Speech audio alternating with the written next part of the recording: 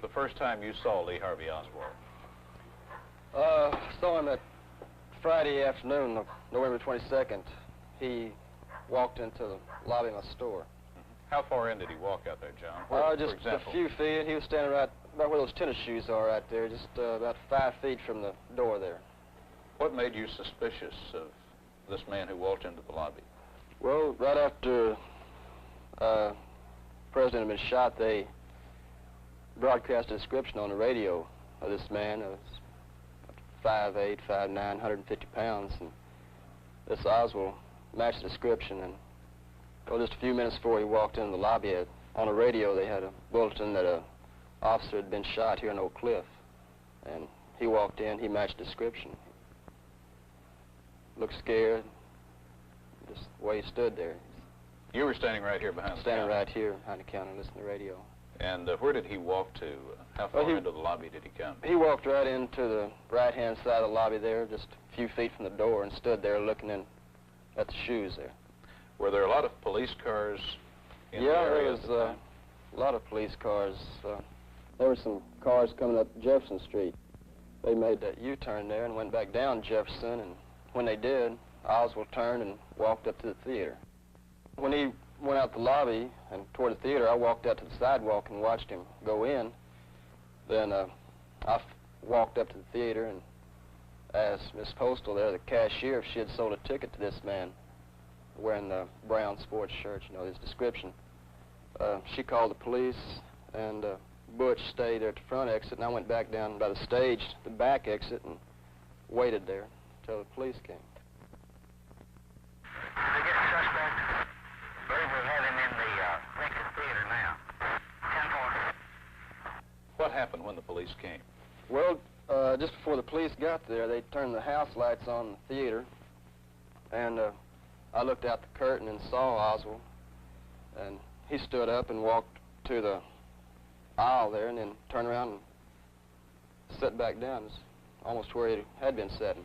And then I heard this noise outside and opened the door, and the police grabbed me and asked me what I was doing there, and I told them, and they asked me if the man was still in the theater. I said yes. They asked me to point him out, so three other policemen and myself walked out and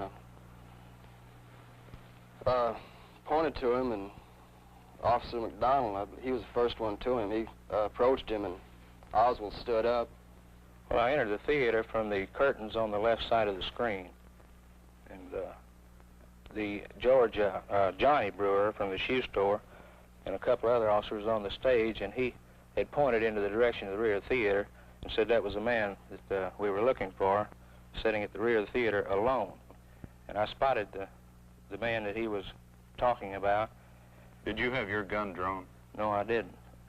And as I walked up to the aisle, Oswald was sitting in the second seat, the third row from the rear, the second seat from the right center aisle. This seat right over here? This seat right here.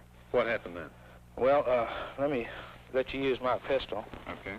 And go through it a little bit, make sure it's empty so that won't have an accident. All right. And he had it tucked in his belt on the right side. Like this? Yes. Of course, he had that shirt over it, but that will suffice. He was now. wearing a brown sports shirt, is that right? Yes, and he was sitting in that seat there with his hands in his lap. And as I walked up to the aisle, I turned in the aisle, I said, "Get on your feet." And he stood up immediately. He brought this right hand up to his chest. Did he say anything when you... As he was bringing his hands up, he brought the other one up to eye level. He said, "Well, it's all over now." At that time, I was reaching this way, and his hand got in front of mine, owned a pistol. My hand grabbed the pistol in this manner, and he hit me with that left hand to the nose, and when he did, I came back and hit him like this. He slapped the pistol. I turned the pistol around, and I got my hand on the butt, came over like this. I was holding him with this hand. I handed this pistol to an officer that was out in the aisle. Officer McDonald, I've always heard that the gun that Lee Harvey Oswald had in his hand misfired. Is that correct? Well, it didn't actually misfire. If you'll cock it, I'll show you the position my hand was in whenever it snapped on me. The fleshy part of my hand between the thumb and forefinger was between the hammer and the firing pin hit the skin and then struck the primer, which slowed the action down. It sort of pinched that fleshy part of my hand in there. So actually your skin got between the hammer and the primer? Yes, and it didn't get the full force of the firing pin. Consequently, the shell didn't go off. And I believe that's what saved my life. Had you ever seen him prior to this day here in this neighborhood? Never in my lifetime.